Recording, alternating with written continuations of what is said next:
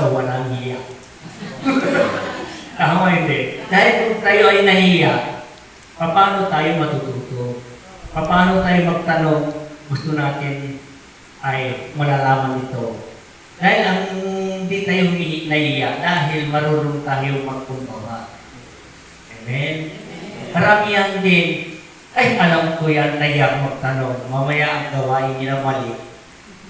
Oh, masarap at huwag kang mahiya kung kailangan. Dahil kung mahiya ka, ipapahamak ka niya sa walang hiya mo.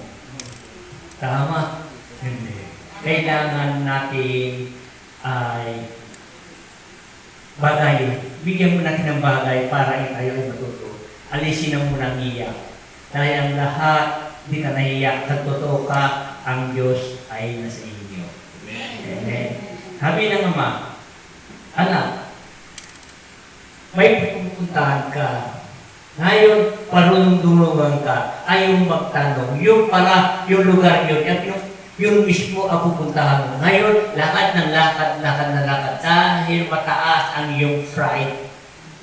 Ayaw mo magkumbaba. Ayaw mo sabihin ay siya ay walang alam pala yung pupuntahan niya. Kailangan natin ay magta. Kasama natin ay magta para magtanong-tanong tayo para madali natin pagtutunguhan ang pupuntahan natin. Amen? Tulad sa trabaho din, lahat ang trabaho at kailangan natin at magtanong. Dahil kung di tayo magtanong, di natin alam ang gagawin natin. Kahit kabisado mo na ang gawain mo, ang iba magpagawa ang kanyang diskarte. Sabi niya ganito, gawin mo ganito. Sabi niya, alam ko na yan po. Yung pala, ibang sukat. Ganun din, malit pala na gawa mo, ang gusto niyang gawin. Kasi masarap ang magtanong. Ang magtanong ay siya ang kaligtasan ng lahat. Amen? Di maganda naman ang aral natin ngayon. Ang magtanong ay hindi ka kanilang ipapahamak. Dahil ang pagtatanong, yan ang mahalaga sa buhay natin. Yan tayo kukuha ng katalinuhan. Ang magtanong na lang mabuti para wala mapahamak kahit isa sa atin. Amen? Naging nyo dahil kung magtanong tayo, alisin ng hiya, ipasok ay walang hiya, dahil yung walang hiya yun, dahil gusto mo sila makikilala. Dahil kung nahiya ka, paano mo sila makikilala? Tama, hindi. Hindi naman yung hiya at gumawa ka ng masama, gusto mo lang ay matuto. Dahil kailangan natin matuto magtanong. Kahit sa maestra at sa teacher, magtanong ka, paano, sir, madam, kung anong gagawin ko, paano ito, di ko alam. Saan tayo magsimula para ako matututunan? Kung di mo yan tanungin at sulat ng sulat ka, ay hindi mo rin alam ang naman ang iyong sinula. Amen? Yun ang kailangan magtanong para tayo matuto. Yun ang mahalaga sa atin. Amen? Wow! Sino gusto magsalita sa harapan dito sa gitna ng templo natin?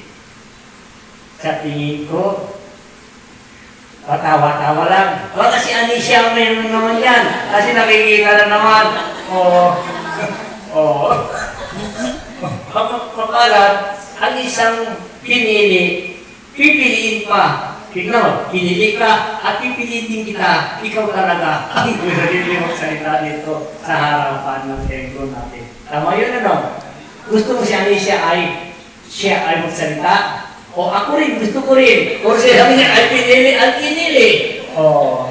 Anisha, gusto mo magsalita? Wow! Yan ang malakas. Ang kapal ng bahala na kayo. Halik-halik dito. Yan. Yan, minsan, tuwa-tuwa tayo. Anisha, ano ba ang paglilingkod ko sa iyo? Oh, Magandang hapon po sa atin lahat. very good. Magandang hapon din sa iyo. Sa iyo, wala. Ano yun? Huwag ka nang paligoy-ligoy. Harap ka sa kanila. Di ba? Dito ka sa harap at haharap ka rin sa kanila. Nandito tayo sa dalawa kakatabihan. Dapat sa kanila kang mangarap. Dahil marami sila. Ako lang mag-isa. Tama, hindi? Oh. Ay, patay na tayo dito. Ama, yung pagpatunayan ko po, Ama, na Yes. mula nung nandito po ako, Ama, Yes. nung nabintangan po ako naman po, Ama. Mangko, wow. Tapos, Mabuti na lang, nandito na po ako sa inyo. yes. Napatunayan po, Ama, na tinawag ko po ang Ama. Kung nasa isip ko. Oh. Then, ang mayawi, ang may Jesus, Ama. Tapos, biglang nagpakumbaba yung nagbibintang sa akin. Oh. Sinabihan niya yung mga anak ko, nangingi ng sorry sa kanila. Very good. At sa akin po, Ama. Yes. Maganda yun. Kung ano man nagbibintang sa'yo, ang tanong mo sa kanya, nakita mo ba? May ebidensya ka ba? Saan galing yan? Bakit mo sinabihan naman ko? Dahil ang ginagawa mo yan, na nagdinira ka ng puri na namin. Sabi mo, bakit? Kung may ebidensya ka, pwede mo ilantad, iharap mo ako sa mga tao. Dahil yan ang sabi-sabi yan, dahil siya rin ang ipapahamak ng kanyang sarili. Dahil huwag magsabi kung ano man hindi maganda. Ang Diyos ay wala sa kanila. Sila man may ligtas sa Diyos. Oh. Pasalamat po ako, Ama, dahil hindi kami pinakabalan. Talagang Espiritu sa'yo ang magpatulong. Diyos naman po ay Ama. Yun ang Diyos ang buhay ay darating na. Dahil hintayin natin baka pagbabago, bawat isa, ang Diyos ay nasa kanila na. Okay? Yun, at sayang, nalawak ng mic para hindi rin tumalab sa mic. Parang siya lang mo magkakasarili ang kanyang mga sinasabi. Eh, hindi di ba ang sinabi niya? Ay, hindi.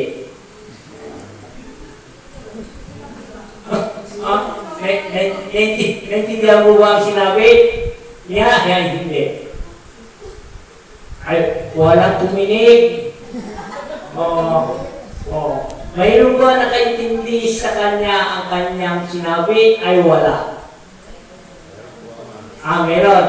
Mapalad at mayroon din nakakinig sa iyo. At sabi ng Ama, sabi ng Diyos, kung ano man ang iyong problema, ilantad mo ang katotohanan. Kung ano man ang binibintang nila, lantad ka, sabihin mo ang anumang ibayan ay nakita nyo sa akin.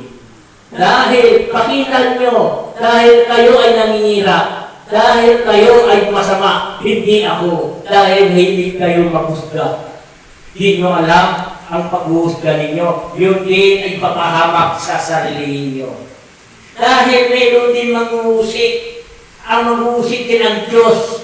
Gawin mo ang dapat para sa mabuti. Pakinggan mo ang iyong mga sinasabi kung tama ba ay hindi. Amen? Huwag magsalita kung nakakasakit tayo sa kapwa. Dahil mayroon din Diyos at siya ang mag-uusik mamaya. Sabi ng Ama ay freedom. Freedom tayo dito sa lupa. Binigyan tayo ng buhay. Binigyan tayo ng katawan. Dahil ang katawan natin, pagsamantala lang natin inahilaw ng Diyos. Huwag kayong umusik. Hindi ikaw ang Diyos. Ang tunay ng Diyos ay siya lang ang pwede mamusik sa atin. Amen? Sino ba mahilig mamusik? Alisin ang bagay mamusik sa kapwa. Dahil hindi siyang Diyos, ang Diyos lang mismo ang siyang mamusik sa atin. Wala man sino man sa atin maghusik dahil tao lang tayo dito sa lupa. Tayo lang binaba dito sa lupa. Ang Diyos lang ang karapat-dapat maghusik sa atin. Amen? Tama ba? Hindi.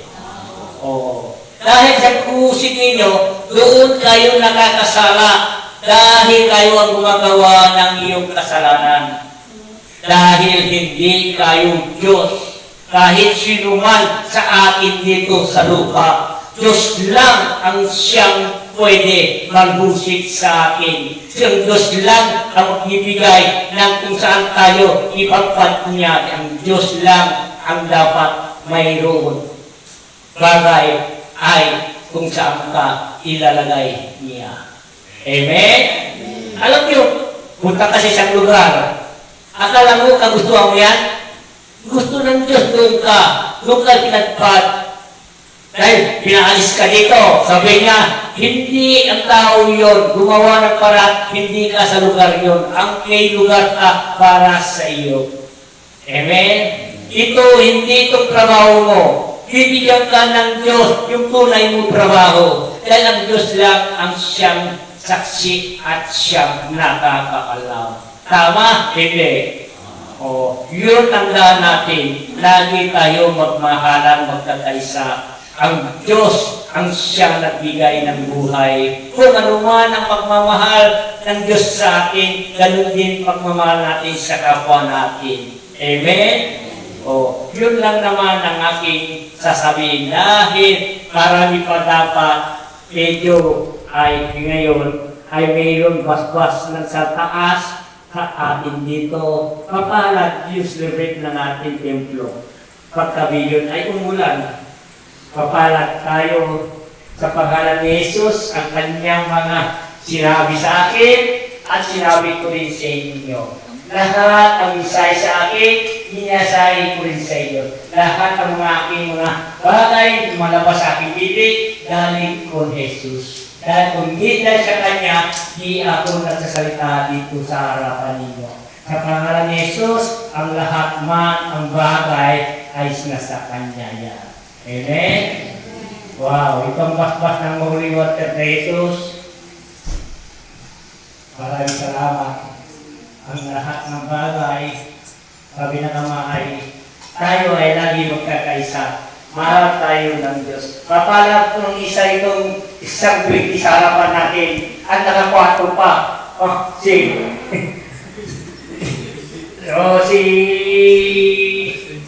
Stay, nakakwato pa. Oh, katawas pa.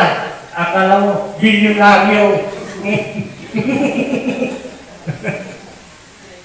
Yes. Maraming salamat. Oh. Sabi na nga maraming salamat sa inyo. Kahit kunting salita at kunting aral ay napupulot ninyo. Malaki pa rin sa Diyos yan. Amen? O, kunting bagay, kunting gintong aral at dumating sa inyo, malaking bagay yan. Dahil isipin ninyo, yun talaga ang katotohanan. Amen? Tama, hindi? Tama po, ma. O, wala na kayong magsalita. Oh, salita. Ayan, may nagsalita. Maraming salamat. Ay. Magandang hapon po sa inyo pong lahat. Yung sasabihin ko po, yung natutunan ko po kay Ama. Bago ko natutunan si Ama, marami po akong hindi alam na gawain. Natuto po akong magluto hanggang sa pagkilos. Natuto po akong lumakad na mabilis. Dati-dati, kung hindi ko pa kilala si Ama, mabagal. Mabagal pa akong lumakad. Yes. Hanggang sa pagluluto, natuto rin po akong tamang pagluluto. Kaya ng pagluto ng gulay, kailangan bago tiyap-tiyapin, hugasan muna para yung gulay ay hindi mawala yung vitamina.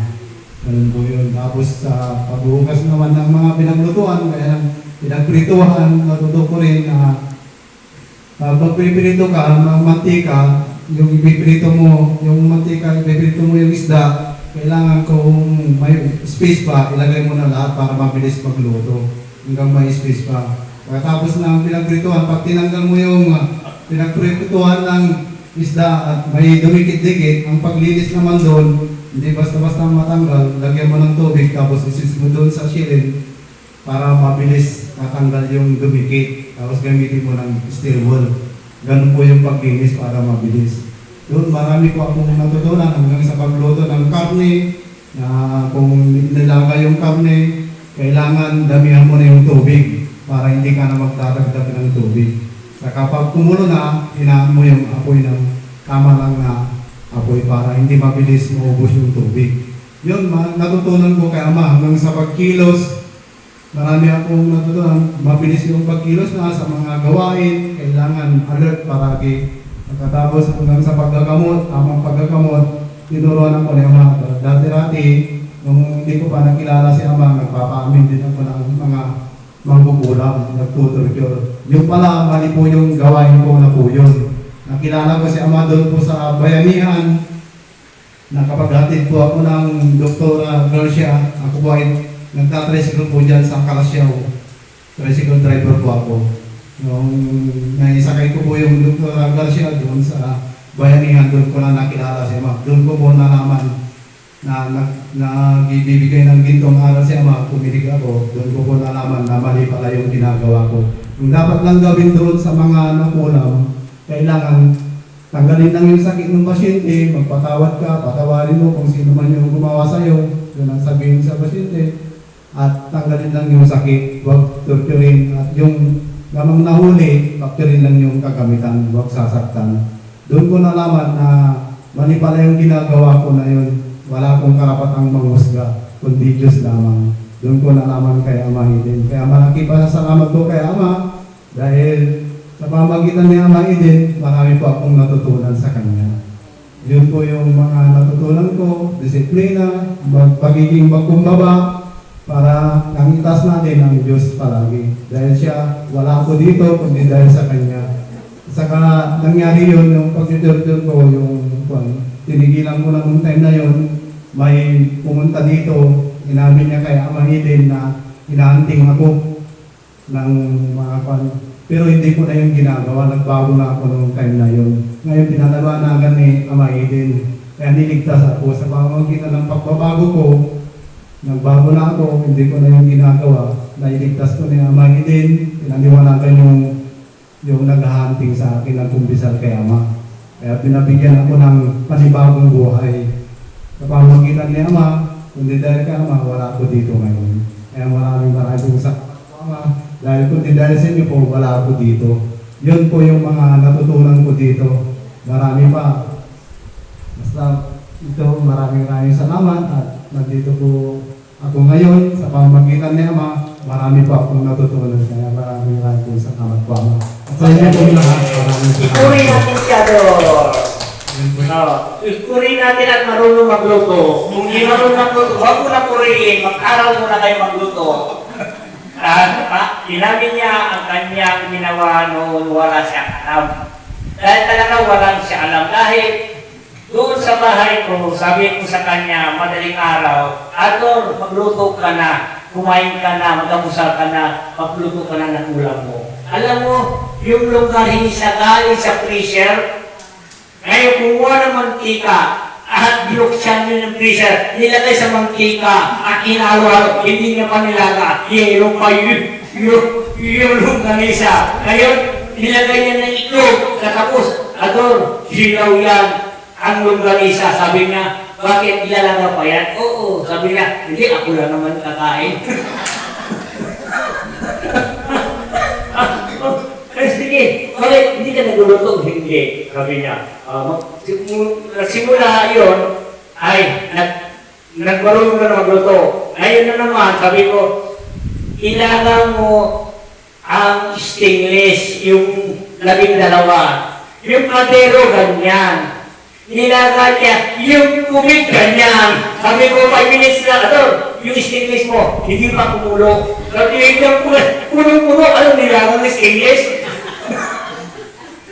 Yan ang simula, ang kanyang hindi niya alam. Ngayon matalino na sa matilino. Dahil iba-iba ng kanyang klaseng putahe. Kahit yung sinabi nila mga sinigang, Minsan sinigang niya, may patatas, may talong, sari-sari, sabi niya. Bakit? Iba-ibang klase ang sinigang mo. Sabi niya, minsan lang yan, papasok sa tiyan, sa kubeta rin ang tatakbo ang lahat. Tama hindi. O sabi niya, bakit ang capture ngayon talong? Sabi ko, bakit may okra?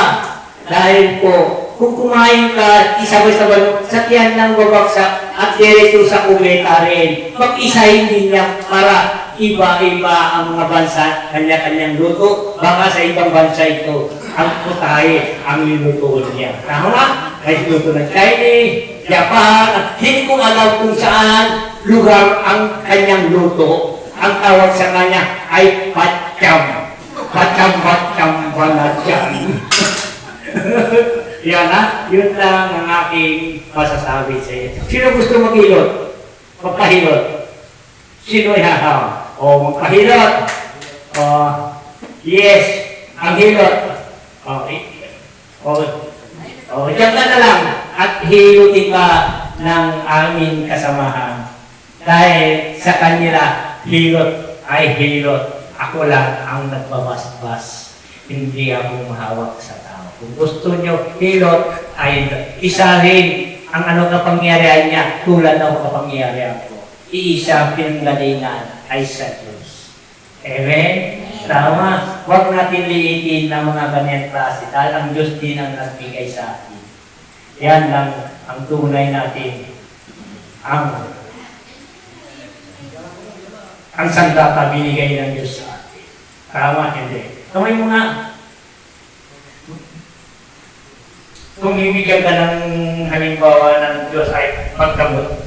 Magagamot ka sa mga tao. Papayat ka. Magdudulang ka, hindi. Magdudulang ka, hindi. Bakit? Magalangan ka, hindi. Dahil ang lahat yan, magtiwala ka dito sa templo. Kung totoo ka, ay totoo rin ay bibigay sa iyo. Diba? Lahat kami dito ay marunong. Depende kung gusto nila igalaw ang kanilang sarili.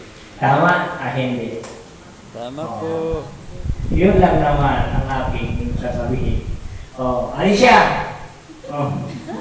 Mapalat si Alicia! Kaya mo, Alicia, yan ang sinasabi nila, ikaw ang mahalaga sa amin.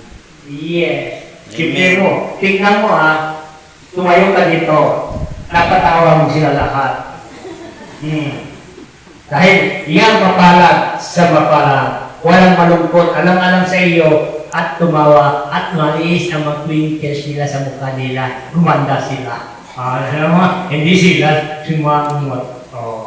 Di mahalaga sa lahat. Ang anuman ang nangyayari sa atin dito. Amen? Wala yan may sakit yan lang siya lang. Okay. Yes. Alam mo sa inyo ay pagdating nyo sa bahay, magpunas kayo, magpasalamat kayo dahil sabi ng Ama, yung kagabi ang umulan ay blessing yan para sa inyo. Amen. Huwag kayo magdalawang mag-alangani. Lahat tayo ay pumunta sa malawak at may blessing tayo lahat. Pagdating natin dito ay may umulan para na-praise ko ang ating katawan. Yun lang ang aking sasabihin sa inyo. Dahil bawat lakad natin, minsan galing sa langit. Bawat salita ko, minsan galing sa langit. Bumaba lang dito para sinishare lang sa inyo. Sinasabi sa akin, pinapaliwanag ko rin sa inyo lahat. Galing kunesis yun. Hindi dito galing sa lupa, galing sa taas, bumaba para kayo ay sasabihan, para kayo ay iligtas ng Diyos. Amen. Sabi mo naman, ang lahat ng sakit pagdating nyo dito, pagdating nyo sa bahay, pagpunas kayo, pahiran nyo mga katawan ninyo, dahil isa kayo pamilya na nandito sa templo. Amen? malakas tayo. Walang mahina. Ang mahina lang at hindi kumapit sa Diyos. Kung kumapit ka sa Kanya, pinakamalakas, malakas tayo dahil siya nagbigay ng buhay sa atin. Amen. Sino gusto tumayo dito ay magsalita? Si Tagor, patawa-tawa na, iisipin niya kung ang gusto niya sabihin. Gusto niya rin magsalita dahil titignan lang ako, ano ba yung sasabihin ko? Bahala ka sa buhay mo. Kung ano man ang gusto mo sabihin, yung sasabihin, yun ang katotohanan mo. Thank you. Wow, maraming salamat.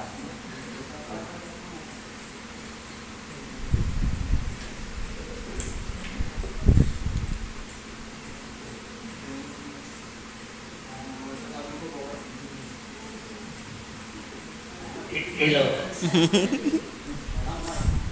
Ito. Ikaw lang ngayon na. Sige ko na. Bahala, ako din pasyente din ako.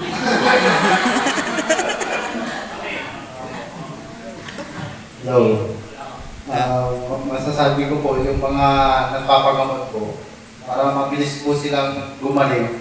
Kung sino man yung nagkasala sa kanila, kung sino man yung nagkasala, marunong po tayong magpatawad. Kung may nakagawan po kayo ng hindi maganda, patawarin din po. Humingi kayo ng tawad at kung sino man yung nakagawa niya ng hindi maganda, humingi kayo ng tawad. Kung sino man din yung nakagawa sa inyo ng hindi maganda, magpatawad po kayo para mabilis po kayong gumaling. Tanggalin din niyo po yung puot, sama ng loob, sakit ng kalooban. Yan ang mga dapat nating tanggalin. Baguhin natin kung ano man yung hindi magandang asa natin para mabilis po tayo gumaling. Unahin natin si Ama palagi hanggang sa pagkain. Huwag natin kakalimutan imbitahin si Ama dahil kundi dahil sa Kanya wala tayo dito sa lupa. Kailangan pag kumakain po tayo, imbitahin natin si Ama sa pagkain. Sabihin po natin, Ama, basbasan niyo po itong pagkain pinagaling mo sa amin. Magkisalo na rin po kayong kumain. Kundi dahil sa inyo po, wala itong pagkain na ito. Kundi dahil sa inyo po, wala po itong katawan. Alam ko po na kayo po ang nagbigay ng buhay ko. Gamitin niyo itong katawan ko po. Kayo po ang anak ko ay isa. Salamat. Yun po yung sasabihin po natin para mabisingan yung pagkain. Dahil ang pagkain na yun, mag-ibigay na.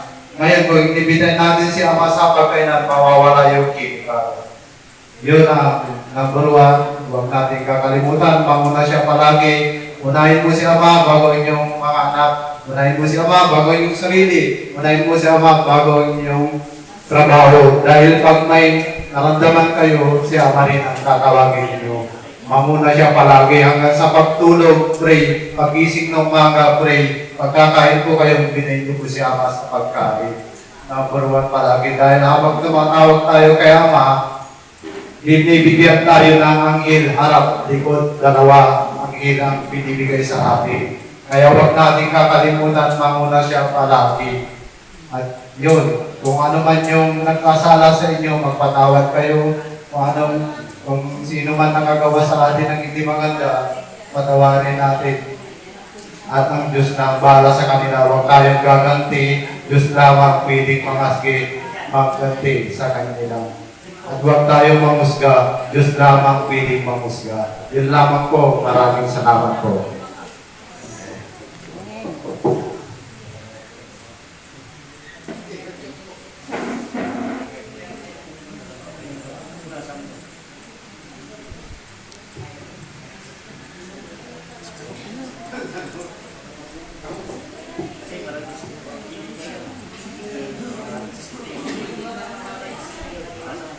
So, Daddy Corday, kayo po magsasalita po. Saka ito yung natutunan ko kay Ama. Lahat tayo nagkakamali. Lahat tayo may kasalanan. Ngunit sa pagsabi na natin ng katotohanan, ay yan ang pag-ibig. Mapapatawad tayo ng Diyos dahil sinabi natin yung katotohanan. Kaya lahat tayo nagkakamali, kailangan marunong din tayo magpatawad, marunong din tayo humingi ng tawad para patawarin din tayo ng Diyos. Yun, pray lagi. Ilagay natin sa puso at sa isip si Ama dahil kundi dahil sa Kanya, wala tayo dito sa lupa. Kailangan manguna siya palagi. Yun. Tama po, hindi. Yun ang dapat nating tandaan. Manguna siya palagi. Tanggalin natin ang puot sa manang loob. Nasa Bible po yun. Basahin ko po sa Biblia.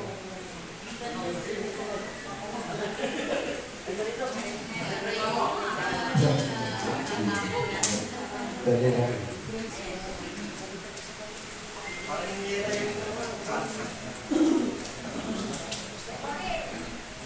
Kaya ba yun?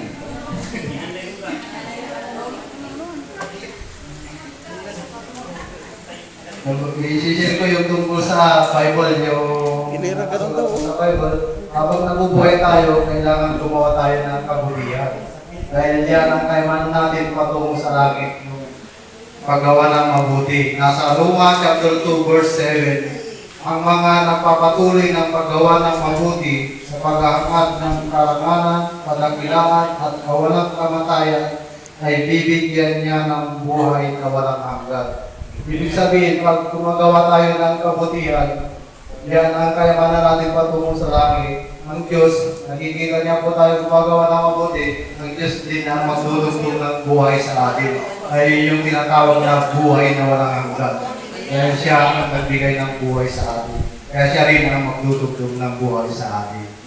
Yun, gumawa tayo ng kabutihan. Sa mga gumagawa ng masama, ganito naman ang mangyayari sa kanila. Nasa Roma chapter 6 verse 23, sapagkat kamatayan ang kabayaran ng kasalanan. Ngunit ang kaloob ng Diyos ay buhay na walang buhay. Ngunit ang kaloob ng Diyos ay buhay na walang hanggan sa pamagitan ni Kristo Jesus na ating Panginoon.